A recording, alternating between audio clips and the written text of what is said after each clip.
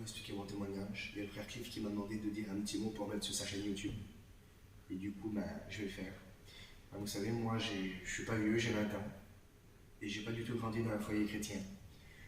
Mes parents connaissaient les choses de Dieu, mais mes parents n'étaient pas des chrétiens. Du côté de chez ma mère, c'était des chrétiens, du côté de chez mon père, c'était des catholiques.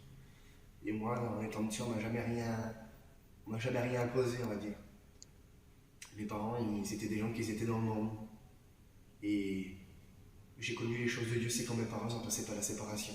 Ils ont divorcé. J'avais 10 ans quand mes parents ont divorcé. Et puis, vous savez, à 10 ans, on est un enfant.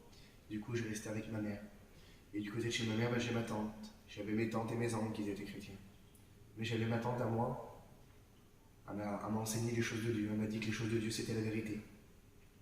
Ma tante, vous savez, elle travaille dans l'église, celle qui fait les fleurs. Et à chaque fois qu'elle faisait les fleurs, j'étais tout jeune. Elle me disait, mon fils, viens avec moi. Elle dit, on va aller à la réunion, on va mettre les fleurs. Et quand j'allais dans la réunion avec elle, elle me faisait ouvrir la porte de la réunion. Et elle disait, t'es mon petit travailleur. Elle dit, c'est toi qui ouvre la porte. Elle dit, moi j'ouvre la porte et elle a fait les fleurs. Elle dit, tu fais un petit travail pour Dieu. Puis moi, je grandissais, c'est comme ça. Puis elle m'apprenait à prier, on va dire. Elle me disait que les choses de Dieu, c'était la vérité. Elle me disait, pour que je sois sauvé, il fallait que je passe par Jésus. Et moi, dans mon cœur d'enfant, j'ai gardé ça dans mon cœur. Et du coup, j'ai grandi, puis à l'âge de 17 ans, j'ai rencontré Dieu. Vous savez, quand j'avais 17 ans, j'avais des projets dans le monde.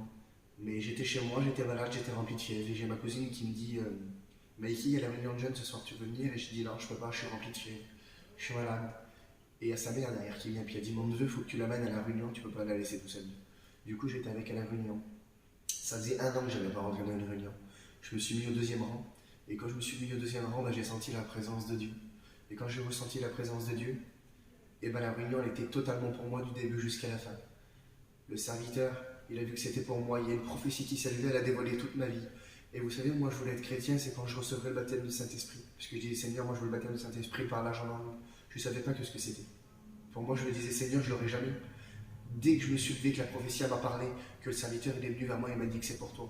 Le Seigneur il a dit que c'était pour moi. Dès que je me suis levé, instantané, j'ai été baptisé du Saint-Esprit.